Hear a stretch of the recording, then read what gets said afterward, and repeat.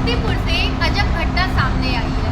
21 जून को दुल्हन अपने ही शादी वाले दिन घर छोड़कर अपने प्रेमी के साथ भाग गई। घर के दरवाजे पर बारात जैसे ही पहुंची, घर वालों को पता चला कि दुल्हन घर से ही भाग चुकी है। यह घटना समस्तीपुर के विभूतिपुर थाना क्षेत्र के एक गाँव की है। 21 जून की रात जब बारात लड़की के घर पहुंचती है, तभी लड़की बहाना लगाकर अपने घर के पीछे वाले बगीचे में पहुंच जाती है, जहां उसका प्रेमी उसका इंतजार कर रहा था। लड़की और उसका प्रेमी बारात को घर पर छोड़कर भाग जाते हैं। लड़की के घर वालों ने शादी की पूरी तैयारी कर ली। बारात के आने पर दुल्हन को बुलाया गया तो पता चला कि दुल्हन गायब है। दुल्हन के चाचा बताते हैं कि दुल्हन ने रात 8 बजे अपने भाई को फ़ोन किया और बताया कि वो रोसड़ा में है और उसे बुलाने पर भी वो नहीं आई, लेकिन बारात घर के दरवाजे पर पहुंच चुकी थी और ये सारी खबर बारातियों को बताई गई और दुल्हन की गुमशुदगी की रिपोर्ट थाने में दर्ज करवाई गई।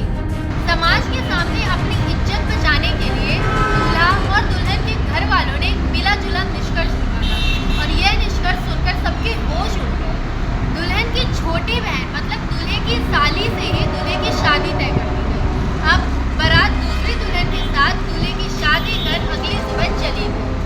लेकिन हड़कंप तब मचा जब अगली ही सुबह घर से भागी दुल्हन को उसका प्रेमी उसे घर छोड़ गया।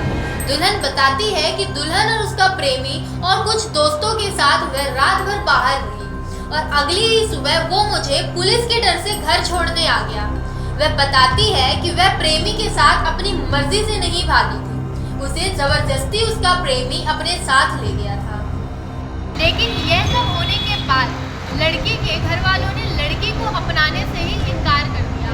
उन्होंने कहा कि लड़की ने घर वालों की नाक कटाई है, वह उसे नहीं अपनाएंगे। लेकिन लड़की के भाई ने लड़की को समझा और उसे थाने लेकर गया। थाने पहुंचते ही लड़की ने रिपोर्ट दर्ज कराई और कहा कि उसके प्रेमी ने उसे अगवा कर लिया था और पूरी रात उसे बंधक बना कर रखा था। लेकिन अगली सुबह जैसे ही प्रेमी और उसके दोस्तों को पुलिस के बारे में पता चला, उन्होंने तुरंत उसे छोड़ दिया।